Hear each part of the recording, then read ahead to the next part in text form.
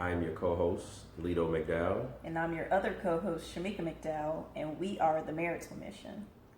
So, we're going to kick this conversation off with what we've been hearing in the internet streets about Lela Rochon and Antoine Fuqua. And we're not going to talk on their marriage because we don't know what's going on in their marriage.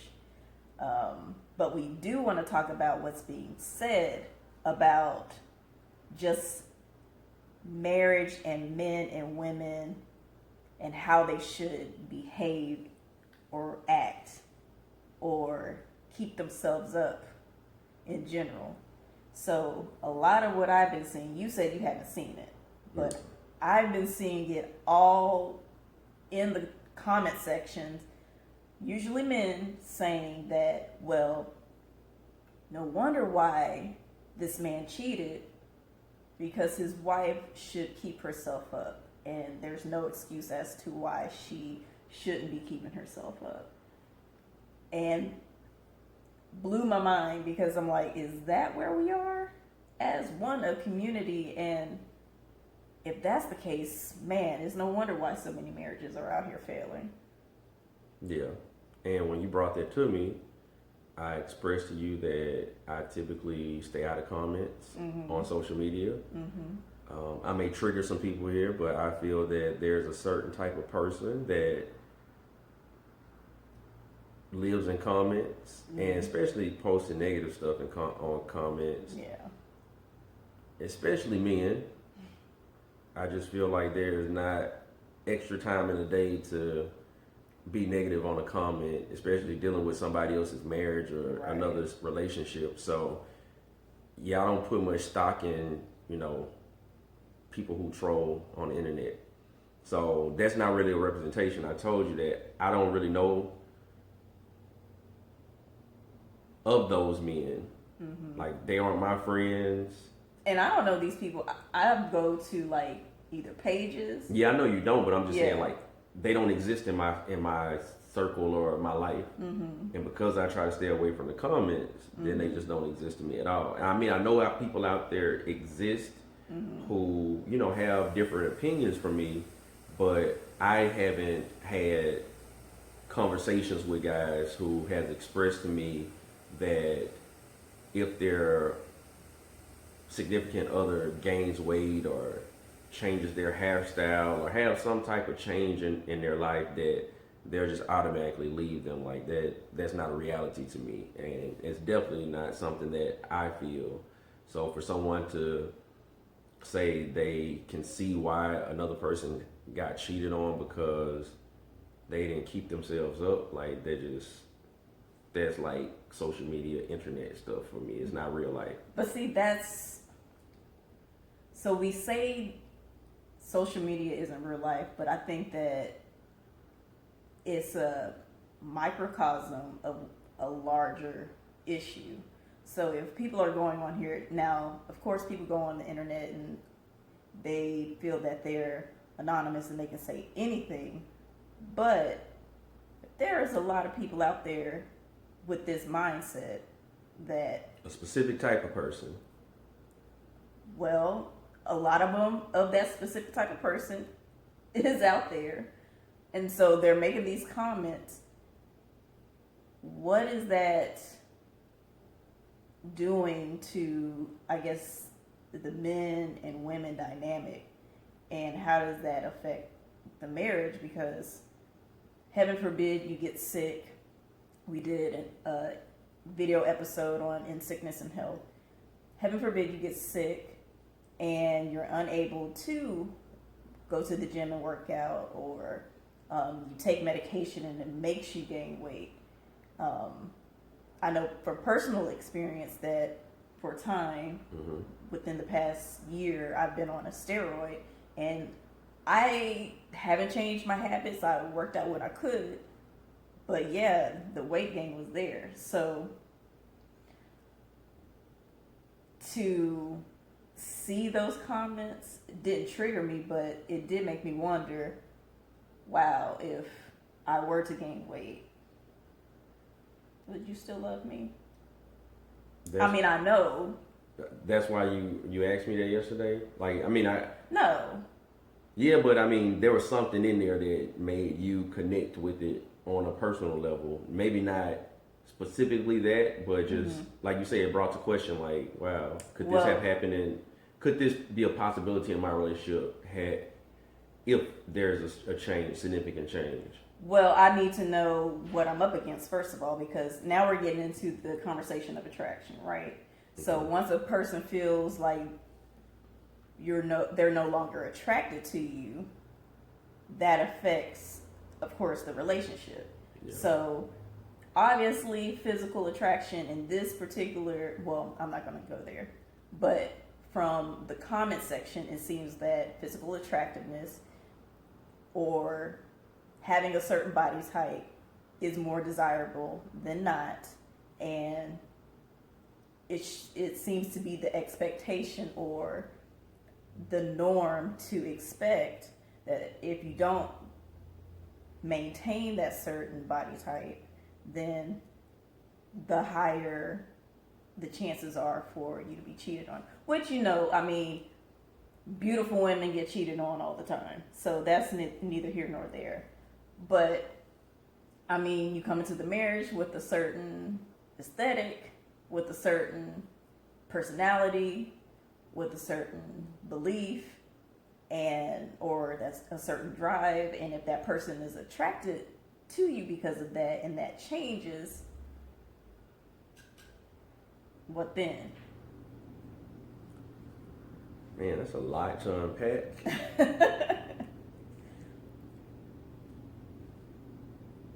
First of all, attraction is subjective, extremely subjective, very personal, and it is very broad. Men are initially attracted to women by what we see. I mean, it could be an assertiveness, like you said. They could be attracted to that. They could like the way that she handled herself in a certain situation. They could like the way that she carries herself on campus, at the job. They could like the way that she dresses, her hairstyle, her complexion, her body type. So when we talk about your attraction to another person, for men, most of the time it starts there by what we see, right?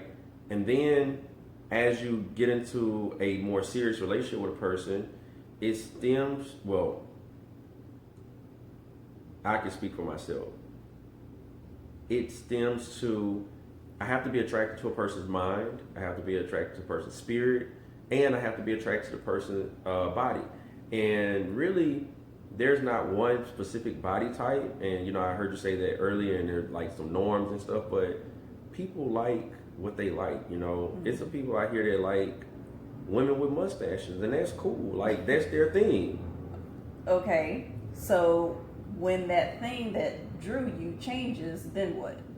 So hopefully, if you are serious about your relationship and you're committed to this other person, you're not committed to that one thing, and that's not a breaking point for you. Now, it should definitely be a discussion at some point in time, but over these last few months or whatever, and you had your weight gain, it didn't bother me. It didn't make me feel any one way or another. And so that's what I was telling you. Attraction, it fluctuates. It goes up and down. Whether it be, I'm attracted to, like you say, I'm attracted to how much of a go-getter you may be at that particular time. I may be attracted to the way that I saw you treat somebody that you didn't know. I may be attracted to the way you style your hair. So those things are very surface. And so I just believe that if you accept, love, and respect the person for who they are at their core, then those other things aren't deal breakers. Like, would it bother you? Maybe enough to discuss it, but hopefully it will be a discussion, and it wouldn't cause you to feel like you have the right to step out of your relationship and disrespect the other person. Yeah. And if it does cause you to do that, maybe you shouldn't be married. Yeah, that's a thing that we want to talk about. Everybody isn't meant to be married. Everybody shouldn't be married, and that's okay. That is okay. I don't think we say that and stress that enough. In this society, we feel that we must be attached to somebody, particularly at a certain age. Usually it's around mid-20s. You know, you might be done with college by then. And so things have to fall into place, you know. You get the job, you get the person, you get the marriage, and then the house and all that good stuff. And it's like boom, boom, boom, boom, boom. And when it doesn't happen, it's like, oh no, things are falling down. But for whatever reason, it might not be the right season, so don't force it. You don't need to be married. Or if you genuinely don't want to be married, that's okay too. Yeah. And I think it depends on the cultures, and especially with the times. I think with so many people seeing divorce, that age is, or that normal age for people to get married is creeping, you know, back. Yeah. But I'll say this, like you stated before, I believe that we should not place this expectation on our friends, our family, just people that we know to get married. On ourselves. Whether it's a woman or man or ourselves. And that pressure is, a lot of times that pressure comes from people who aren't in healthy marriages themselves. And so misery loves company. So, you know, girl, boy, you ain't got these problems. You need to know what this like. So, you know, it's a lot of it. So a lot of times you may be getting pressure from people that they don't really have it going on themselves. So, you know, just if you're good and you don't want to be married, then that's cool. And I think, you know, as married people, we have to realize that when we have single friends or single family members in our circles, that, I mean, invite them. They may feel comfortable being around other couples and they're the only person. They may be able to bring someone without the expectation that that's going to be a serious relationship. Like, you know, couples trips and those things, like, invite them. Yeah. And let them turn you down, but don't just, you know, disregard a person because they're not married to someone. That's how I feel. Yeah. But going back to, you don't have to be married. If you feel that your appetite for the opposite sex is just too great to be faithful, stay single. Yeah, you don't. Unless you have an understanding, because not all marriages are equal and all that good stuff. But of course, we're always speaking from a covenant standpoint. So if you are in a biblical marriage, then by all means, no cheating. Yeah. And I think you have to be honest with yourself, whether you're the person who goes in knowing that this person is unfaithful to you already and you think you're going to change them by, you know, saying some vows, or if you're the person who knows that, like you say, you have this unwillingness to stay committed and faithful, and you trick yourself into believing that if I commit myself to marriage, that everything's going to be better. It's not. Marriage does not fix problems. It really accentuates them.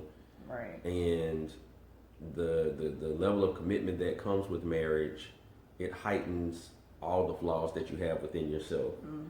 And so that's why it's important. And we're not saying that, you know, people just shouldn't ever be married, you know, like you have this cloud hanging over your head and it's like, nah, you're not worthy of this. That's not what we're saying. Right. What we're saying is if you have to wait to 50, 60, 70, 80, 90 years old, and now you feel like, hey, I'm at a place where I can welcome in another person into my life, and I feel like I have value to add to theirs, and, you know, this other person has value to add to mine, then there should be no shame in it. There are people who get married or remarry in their, later years and beautiful marriages. But before, they may have been in a very abusive or unhealthy marriage, and they just did it because, we had a kid, or we want to pool our money because, we want to live a certain lifestyle, or I wanted to get married before my parents died. Or I was afraid that this person would get away. Yeah, that's so selfish. Mm-hmm. That's so selfish. So yeah, it's a lot of reasons. Divorce is definitely high out there. Yeah. And I mean, we know, like, marriage is tough. It is. Marriage is tough for people who are ready for marriage. Let alone people who are meant to be together. Yeah, who are meant to be together. But it's not something to take lightly. Right. And we want to make sure that we're giving space on our platform, even though this is a marriage podcast, for those people who aren't married. Because I have people who come to me all the time who aren't married and tell us that they listen to the podcast. And even when I'm introducing a podcast to someone, I tell them that it is a marriage podcast, and we speak about things that go on in a marriage, even before marriage, that is more about relationships, and it's to inform, right? Because there may be people who listen to us speak, or even when we have guests on in the future, and they may say, well, hey, that gives me some pause. Maybe this isn't something that I want to enter into right now. Or maybe people say, hey, I'm glad that someone else is speaking of these things. I don't feel like I'm the only one. Right. So do the work. Do the work with you. Being single, hopefully, is a one-time thing for you. Prayerfully, you don't have to suffer any loss from divorce or loss of life. Right. But if you do, then and marriage is something that you want to enter into again, then you go back to that space. Go back, do the work before you enter back into a committed relationship like that. And you want to take advantage of your singlehood. Like, that time for some comes around once, and then for some they get another chance, right? Yeah. But that's a time that you just don't have in your marriage. Like, right. There's sometimes, I think I mentioned this before, that when I get off work and I come home, sometimes I just sit in the garage for like 2 minutes and just gather my thoughts, to make sure that I'm not bringing any toxicity into, the house, or just to have some moment of, some quiet time, and that is taken away. Then you compound that with children. From what I hear, we don't have kids yet, but I hear that people do that, because they know when they walk in the house, like, there's another person there that is depending on you or expecting something of you. Right. And sometimes you don't have it to give. And that's why you want to make sure that you choose a partner that gives you that space. Yeah. To grow, to make mistakes. And full disclosure, that's why part of the reason why I didn't go with you back home, because I knew we both needed that time to enjoy our weekend without being together. We haven't done that in a while, so yeah, it was cool. I understood. I definitely understood, and that's why I didn't pressure or bring it back up. It was something that's needed, and we do need that. We need time away from each other. So yeah.